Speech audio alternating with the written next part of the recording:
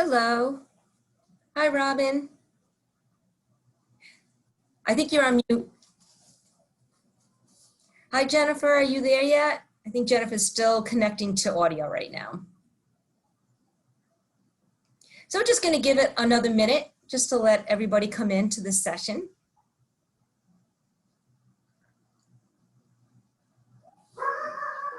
Hi, Diane. Hello, Robin. How are you? I'm well. How are you? Good. Good. Where are you coming in from? What city do you live in? Lakeville, Massachusetts.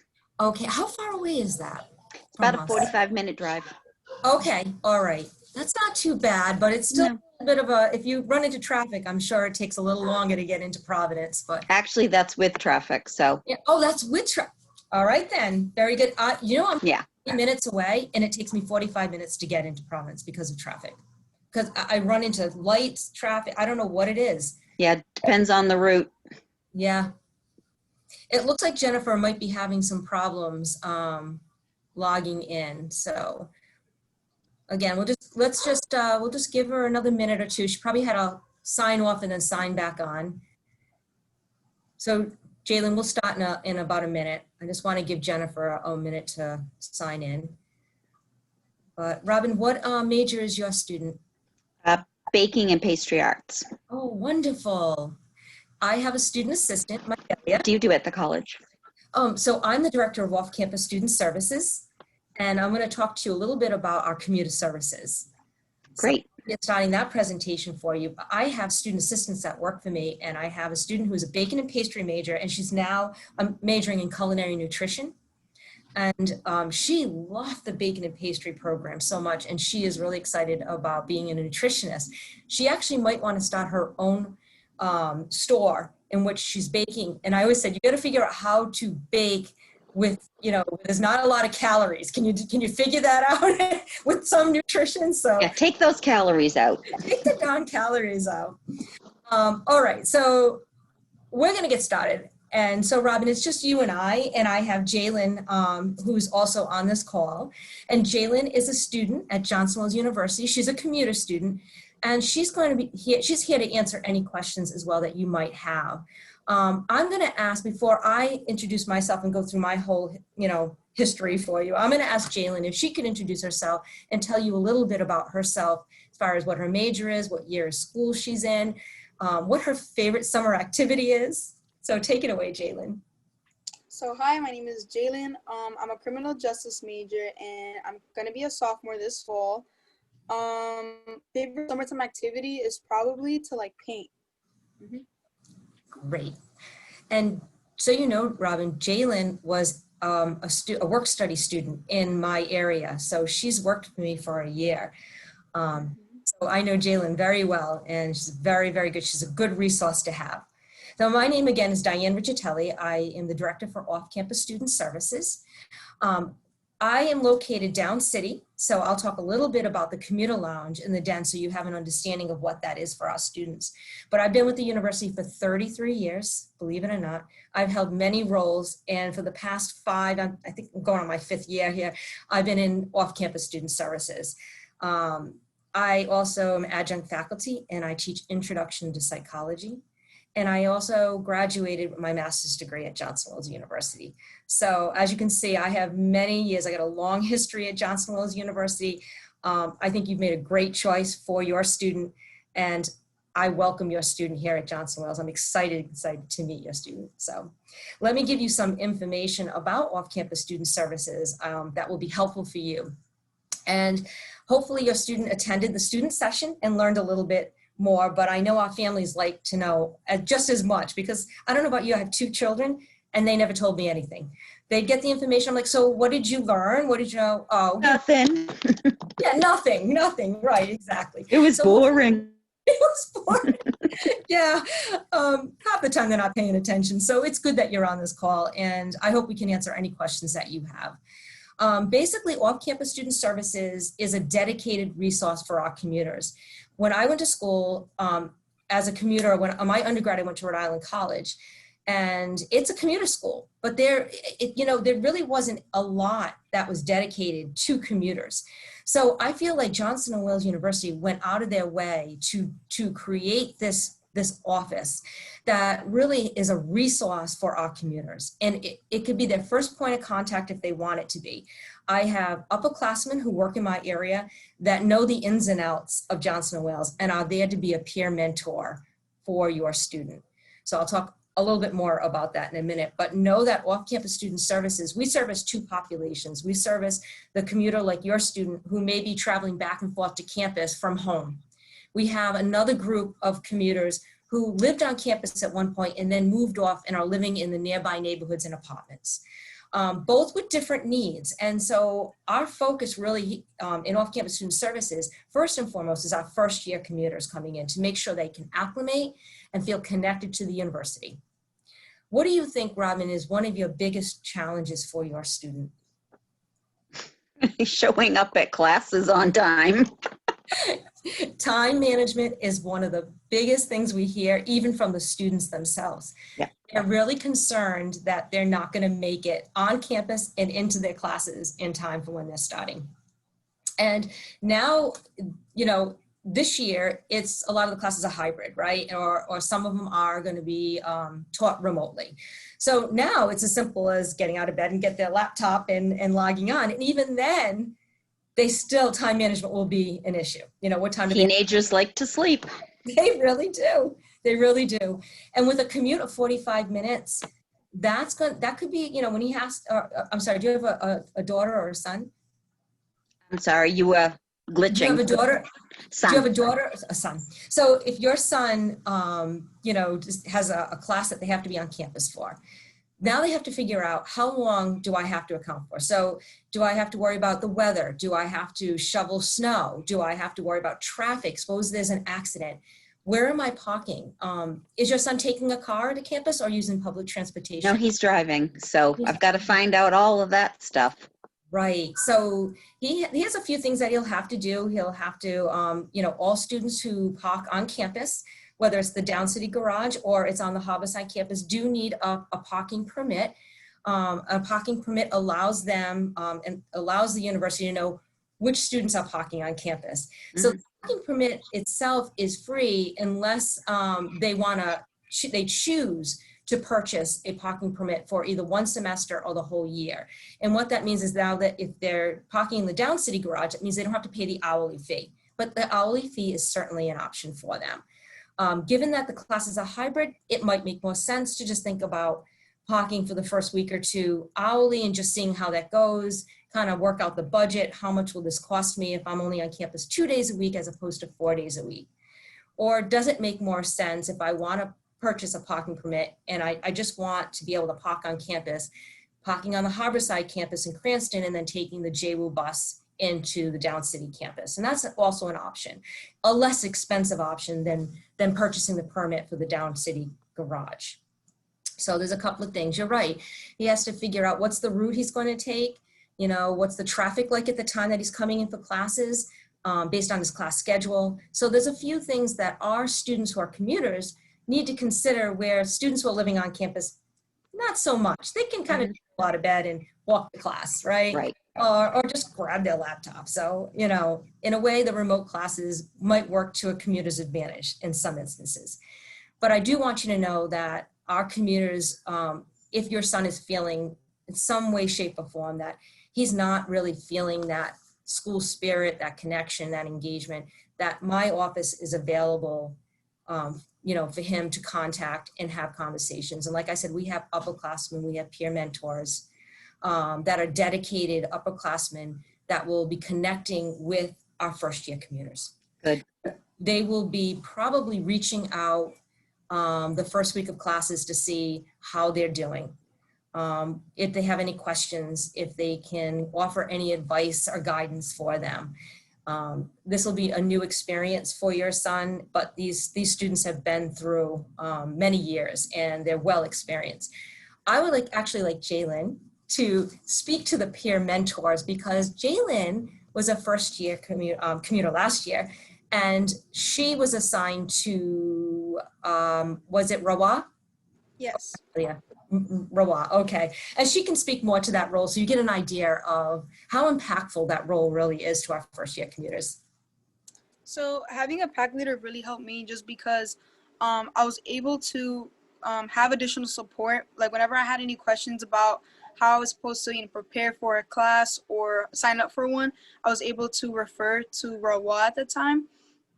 And it also was just really nice to be able to kind of like check in with her. We would try to do it probably I think like every month or so, and she would just see how I was doing my classes. Of course, like if students need more support, like they could always like go in, I'm sure, like weekly.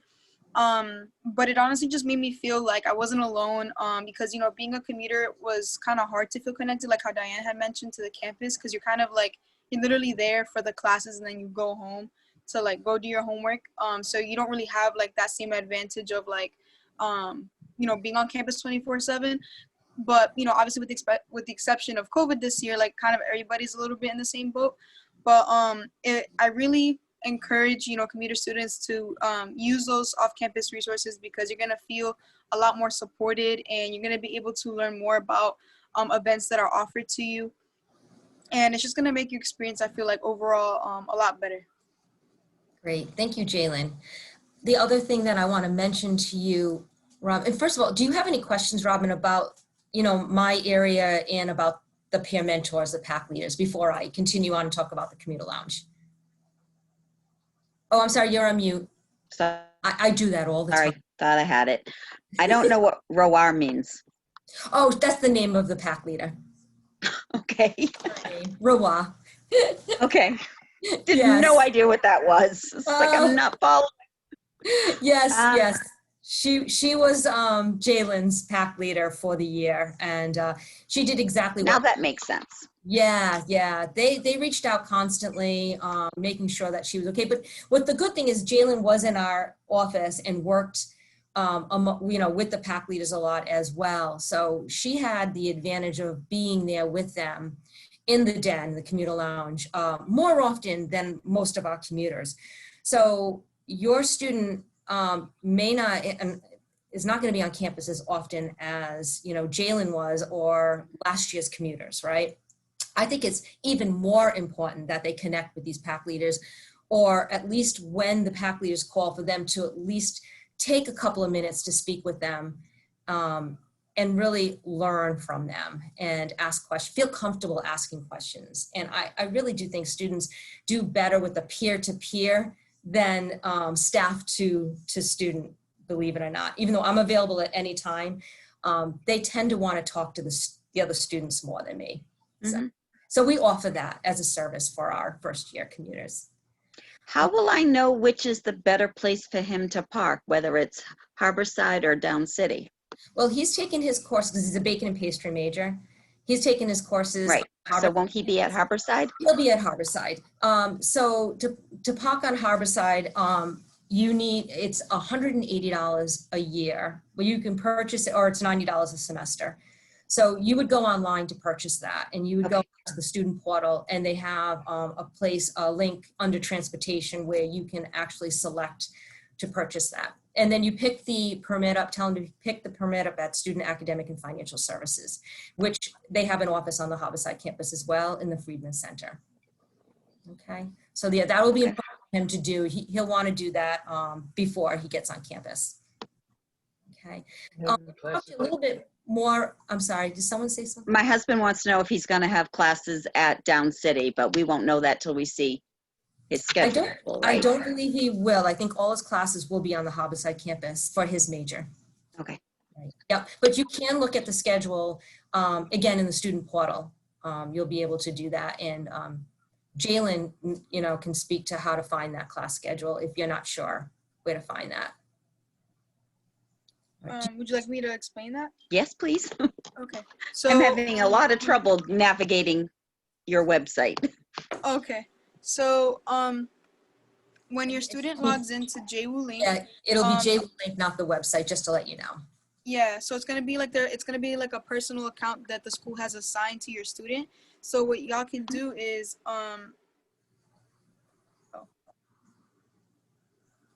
so I'm currently on my phone. I don't know if I can share my screen, but essentially what your student wants to do is, okay, Debbie's gonna go ahead and share her screen, and she's gonna show y'all the perspective of like your student when they log into their account. But it's pretty straightforward. Let's see. All right, great. So on the part where it says academics, they're gonna go ahead and click on that. Your son's gonna go ahead and click on that, and then if you scroll down a little bit, it'll say view course schedule. Oop, go back up, Debbie. Yeah, I think they moved. Did they move it up? They keep Go moving. back. Yeah, view Oh, there course it is on schedule. the right. And then continue, and then It'll look a little bit different since I'm not a student, all right. which is why you're getting this error message. Yeah, But that's why. Yeah. when you click on academic and view course schedule, Jay, I'll let you talk it your way through from there. All right, so once you click on view course schedule, it's gonna pop up. There's gonna be like a list of courses that your student has signed up for. And when you click on the name of those courses, it's gonna pop up again with another window. And it's gonna list a bunch of different things. And one of those things is gonna be instructor meeting times. And your student's gonna go ahead and click on that, and it'll say either like where the course is gonna be held. So if it says, like, if it'll specify if your student needs to meet at Harborside, and you do that for all the classes, and then depending on whatever it says, then you can determine better if your student's going to be more on Harborside or Down City or a combination. Okay, Right. great. That's good to Yeah. know. Thank you. Thank you, Jalen. It's pretty straightforward. When you get on, you'll see it's pretty easy. Excellent. Let me talk to you a little bit about the commuter lounge. And I know your student may not get Down City that often, but if he does, we have a dedicated space called the Den. And it's a smaller lounge, but it has a kitchenette in it. And we have couches and tables. We have a refrigerator, a toaster oven, a microwave, and a computer and a printer. So obviously with COVID, we can't operate the way we had in the past last year. It was a little more social. Students were able to hang out a little bit more. Our capacity has been reduced, so we are only allowing half capacity, which now is 15. We are requiring masks. We are making sure we sanitize all high touch points. One student is only allowed in the kitchenette and one at the computer. So we are really taking a lot of measures to keep our students safe and healthy, but while still allowing them to come in and socialize a little bit and feel that connection. And we don't want them not to have a space that they can go to, especially the upperclassmen who know the space and it's a safe space for them. They're going to want to return and come in this space. Our first year commuters, we'd like to invite them to come in even just to say hi. They're allowed 20 minutes. So, in 20 minutes, if we keep social distancing, we can still have a conversation with them and answer any questions they have. But we will be reaching out, like I said, to all our first year commuters, and we'll be reaching out in a number of ways. We'll be calling them, we'll be emailing, and we'll also be setting up some virtual chats. So I think that's really important. If your student's on Harborside, there's other areas that they can hang out if they want. I know a lot of the places it's limited and social distancing is always going to be in place. But if they're looking for a place to, let's say they have a class on campus, and then right after that, the next class might be virtual, and they may only have 20 minutes. They can go to the library. There's a Wildcat Center. There's other spaces that are going to be communicated to students on where they can go to set up and complete that class virtually. So the university is aware, and they're working on getting these spaces in place and to communicate them out to our students. Let's see, is there anything else? Oh, the other thing that's really important for you to talk to your student about is, even though a lot of it's going to be virtual and they're not going to be on campus as much as we hoped our students would be on campus, still important for them to be involved. How active or, is there any clubs or activities that your students thinking of, being involved in? He was involved in a game night thing at his school, and he knows that there's some gaming things there. Yes, yes. We have a lot of opportunities. Student engagement puts on a lot of, right now, I've done a phenomenal job with the virtual events and activities. And they have events like bingo and all different types of things. I was looking at the list and I was amazed at what they're doing. In addition, if he's a gamer, we have Daryl is on the line. He might be, is your son a gamer? Does he like to game? Do you like to play video games, Robin? My son, yeah. Yeah, I all right. thought you were talking to the other guy. No, so Daryl can talk to you a little bit about our gaming club. Is that what you call it? I always forget. Esports, right? Esports, yes. Esports. So- I'm not a gamer, so I don't know all the lingo. No, it's all good. No idea. So right behind the Starbucks on the Down City campus is Johnson Hall, and behind the Starbucks is the Esports Center. And in there, the hours will be Monday through Friday from 4 p.m. to 10 p.m. So primarily after classes are finished, this is a good way for your son to unwind and play. There are different leagues that the esports are a part of. So Overwatch is a game, Fortnite, Super Smash Bros. There's many different games that if your son's more familiar with, that they have teams, registered teams that compete against other colleges in the Northeast region. So for example, Overwatch, which is one of the more popular games for esports, our Johnson & Wales team, we had two teams, a yellow team and a blue team, faced off against New England and actually ranked in the tournament against teams that have been established for years, and we only started this year. So it was really exciting for us. We have 16 state-of-the-art computers, so they don't have to worry about bringing their own stuff. We also have video game consoles there, so they don't have to worry about bringing anything. They just bring themselves. And right now we're getting the Great. space ready so that it's safe for everybody to go in there. So we're distanced and we're clean, and we'll clean all the equipment and have all the good stuff there. But yeah, it's something that if they want to casually play just to blow off some steam, it's there for them. Or if they really want to be a part of this competitive league, there's ways to sign up, and they have practices and they have games and scrimmages over the weekend and such. So yeah, it's available. You don't have to have a specific major. So baking and pastry arts, I mean, we have criminal justice majors in there. We have everybody in there. So it's open to all students at Johnson & Wales. Thank you, Daryl. Sounds so exciting. Good. You're welcome. Yeah, there's just a He lot. was very pleased to Yeah, see that. awesome. I'm really happy, and there's always something for someone. So please tell your son to be on the lookout for more information about all the different clubs and activities. They will be doing some type of virtual programming where the clubs and orgs they'll be showcasing the clubs and orgs, and so he'll have a better idea of what's out there for him. In addition, off-campus student services sometimes puts on events and activities in the den, but now this year we can't. So we need to really look at what can we do, but we also want our students to attend what the university is doing as well. So we might be promoting more of that and maybe doing a couple of things here and there throughout the semester just for commuters. However, we don't want to segregate commuters. We do want them to join the other residential students as well and get to know other people. So information such as that, whatever we decide on, will be communicated to them in several ways. We usually communicate through their email account. Again, when the PAC leaders call, they can let them know of any upcoming events and activities. We put out a newsletter. The PAC leaders actually put something together and send it to their email, a newsletter of tips and advice and events and activities that are happening, as well as I try to put out a monthly bulletin as well with some other additional information that's helpful for them. Social media is really important. Students are on social media all the time. So we are on Facebook, Instagram, Twitter. We do have a YouTube account that we really need to start using a little bit more, but our handle is @JWooCommutes. So if he's not following, he should definitely stop following us, at least on one of those platforms. We do recommend Instagram and Facebook more so than Twitter. We use that, I think, a little bit more. So, and parents are welcome as well. Oh yeah, I'm on it. Oh, good. Excellent.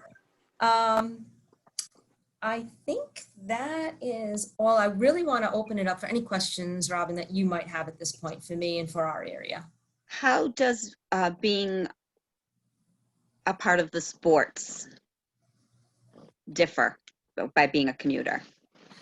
There's no difference. So commuters are welcome to join any club or sport, just like they are any club and org. So they don't differentiate between a resident student and a commuter student. Okay, that's good. And we have intramurals, we have club sports, we do have a variety. You can find a lot of this information on the website as well. Yeah, I know he was on the golf team. In fact, he was a captain on the golf team. They're Okay. not doing a lot at the beginning of the year, so that's something we'll Yeah. look at later. Absolutely. Great. What other questions do you have? I don't understand the money. I can't remember what it's called. It's not the meal plan, but it's the bucks or something like that. Oh, yeah. Yeah.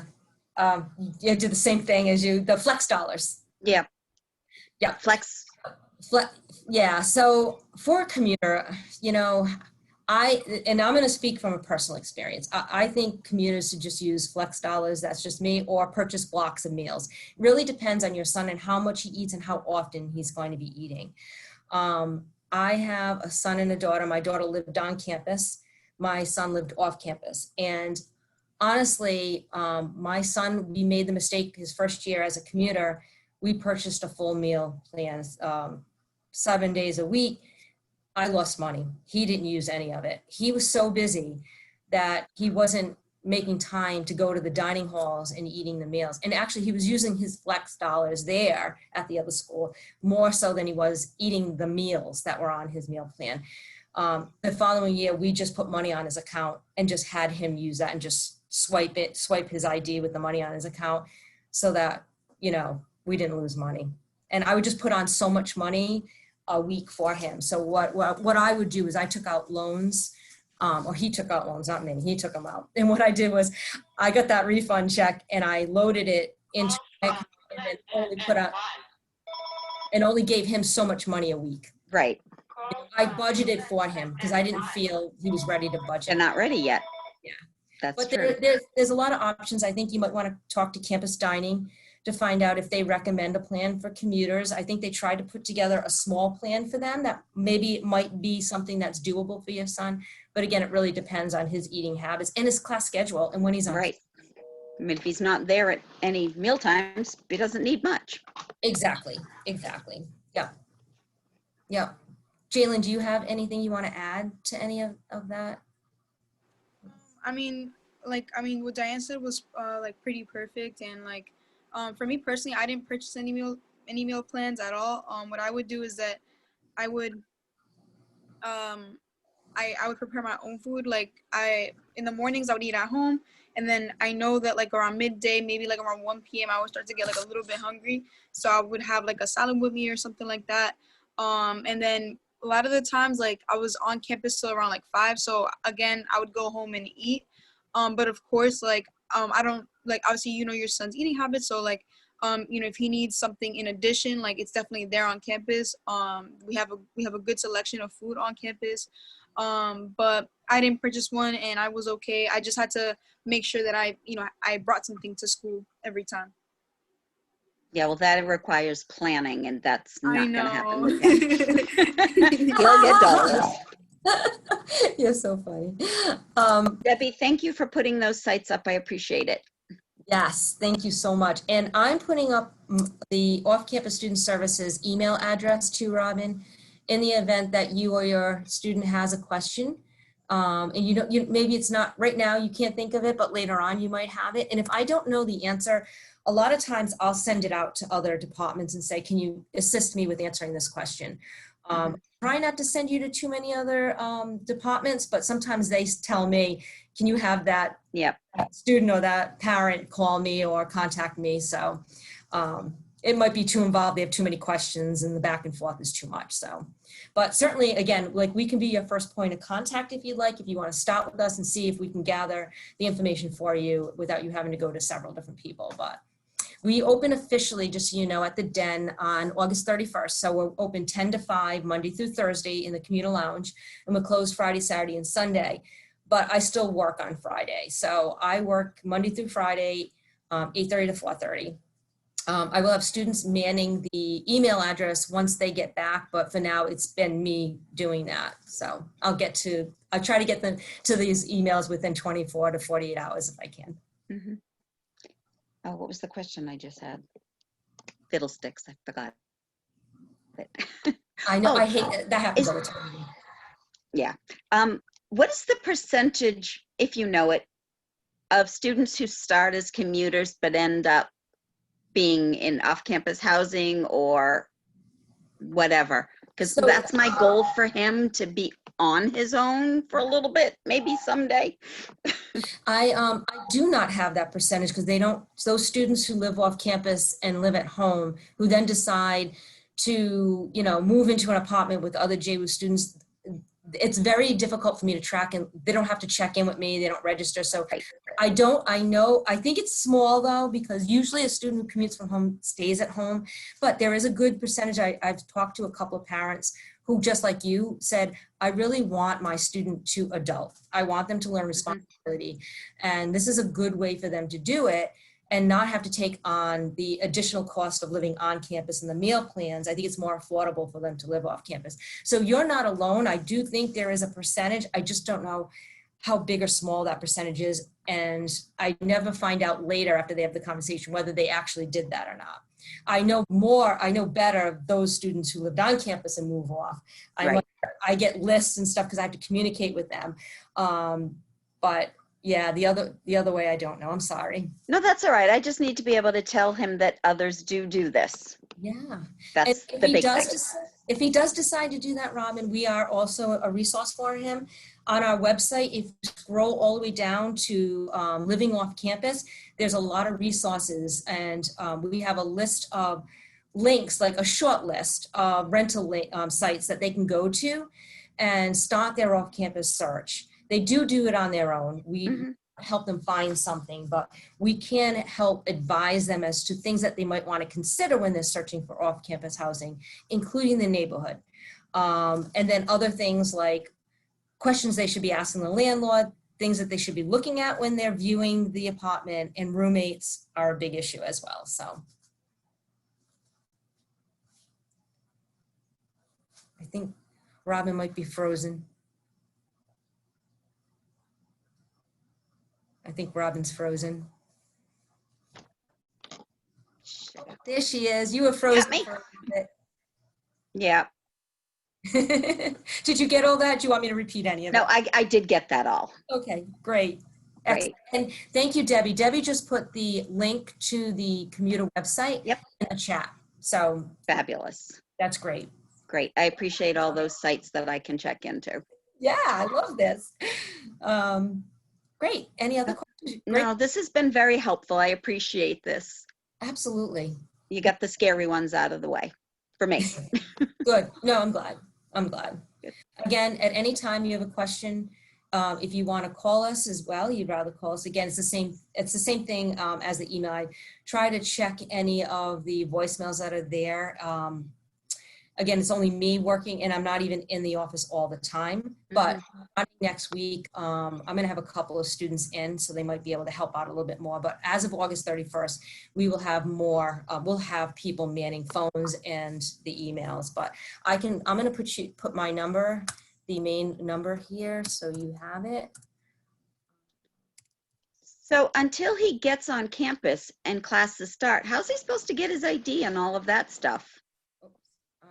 Until he gets on campus. Well, school doesn't start till the 31st, and he's got to have those things, Yeah, so the student but IDs. there's nobody there. Yeah, well, Yeah. student IDs, they do have a distribution day and time. So did your son send in a photo? Not that I know of. Okay, even if he hasn't, it's okay. They're going to be taking photos and producing the student IDs. It's going to be next week and the Monday of the following week. And he can go to the Wildcat Center on the Harborside campus. And it's from 10 to 4, Monday through 8 Friday, to 4. and Monday on August 31st. So they have Great. made accommodations for both students who sent in their photo and they've already produced the ID for distribution, but also for those students who may not have done that yet and still need a photo taken. Okay, good. Okay. That's great. Yeah. He hasn't been very good about checking the emails. There's something about how he has to go in through it that is Okay. driving him nuts. Sure. So- Sure. That's hard. So I appreciate this information. Yeah, absolutely. And checking email is really important because some things are timely. Mhm. But I understand if it's a complicated process, it takes them a long time to get in, and it gets frustrating. It's really frustrating. But It's like, bookmark it, hon. It's not that Yeah. difficult. exactly, exactly. Just explain to him the importance of going in every day, especially at this time, because he might miss something. So to put aside that time, even just once a day, just to go in, or every other day to look at it. Because professors will Yeah. start emailing at some point. I will, probably within the next week or so. Great. Well, but they have to within the next week. It's Yeah, time to go back. I forget We how got a close week we and a are half. to the term. You're Yep. right. I know, I'm counting those days down for myself. I'm a teacher, so Oh, great. Okay, where do you teach? I teach in Middleborough. I teach elementary, Elementary. Okay. And you guys are starting soon? the When? little people. The teachers are going back on the 31st, but the kids won't start for 2 weeks after that. So we Okay. can train on all this stuff that we don't know how to do. I know, the fun begins. They could probably teach us, but Especially with the technology, I'm telling you right now. I had to have the kids teach me about the chat feature on Zoom. I didn't know that. There was a whole That's bunch so of things. It's like, I'm still learning. how am I supposed to know this? I'm trying to just Right. keep up with things, not add on. So they're giving us 2 weeks this year to get that ready. That's So great. that's I'm good. glad you get the time. Yeah. Jalen, is there any advice or tips that you can share with Robin for her student that might help as a commuter? Before we, I would just say, really encourage your student to, just constantly log into Zoom, especially if the professor offers that time. Like usually they'll be allotted like an hour where they can like log in, and that way they can converse with their professor. I feel like especially since we're on Zoom, it would be really helpful if they logged in so that they can like create a relationship with their professor Mhm. and really understand what is expected of them as a student. And yeah, I mean, just ask them, how they're doing and if there's any assignments. I know it's kind of tough sometimes for some students to like express, like the work that's going on. But honestly, I feel like, I genuinely thrived from having my mom ask me these questions because it just helped me, kind of keep everything in mind. And also just having conversations with my professors just really helped me stay on track. And all professors at JU, they want their students to succeed. So they're always there. Like, so definitely encourage him to, email them if they have any questions and things like that. great. Okay. Great. How's the parking if you do have a permit? Is it plentiful? The Um, Harborside campus, oh, I don't think sorry. there's a lot. No, that's okay. I don't think there's a problem on Harborside, and I haven't really seen any problems with the Down City. But Jalen, go ahead. Go ahead. You can speak to it better because you park.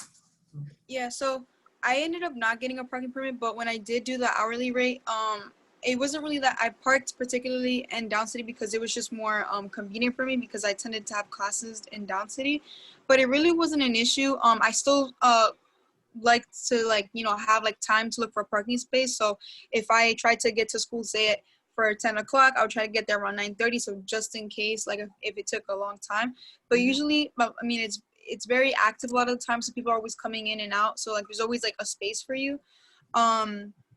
And same thing with like Harborside. I wouldn't say it was ever really uncomfortable. Because I had actually a friend that parked there throughout the school year, and she never had any issues. Again, just making sure that you have the time to get there. In her case, she still had classes at Down City, so she still had to plan to take a bus to Down City after parking at Harborside. But I mean, both I think are great options as long as because you mentioned that he was a culinary student. Obviously, it would make more sense for him to park at Harborside. But honestly, I think both is a great option. Great. That's good to know. That was always a problem when I went to college. Oh, Yeah. me too. Oh, absolutely. Worst part of the day. Yes, it was. Got there really early and you circled. It's just around and You around. slip in. Yep. Great. This has been so helpful. I appreciate it. Oh, you're welcome. Nice to meet you, Robin. It's nice to meet you. I wish your student the best. Thank you, Jalen. He'll be fine eventually. No Yes, he problem. will. They all figure it out. Yes, they do. Okay. Thank All you so right, well, much. Thank you very much. Take care. Bye. Bye-bye. Bye-bye, Robin.